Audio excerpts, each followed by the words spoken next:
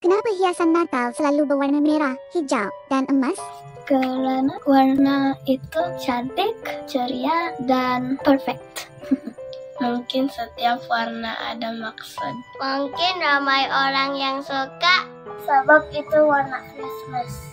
Warna-warna ini bukan sekadar cantik, tapi ada maknanya. Hijau ni dia melambangkan kehidupan yang kekal, pengharapan yang tidak mati di dalam Kristus.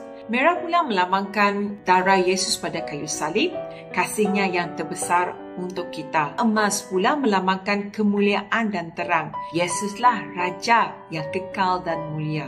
Ya, hiasan ini memang cantik, tapi yang lebih penting, biarlah Yesus menghiasi hidup kita. Dia mengubah hidup yang kering menjadi segar dan kekal.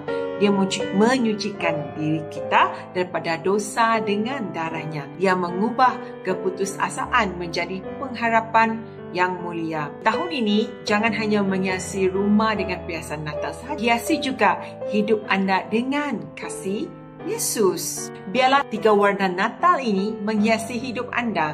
Layari laman web Natal kami dan luangkan masa untuk berdiam di dalam kasih Yesus.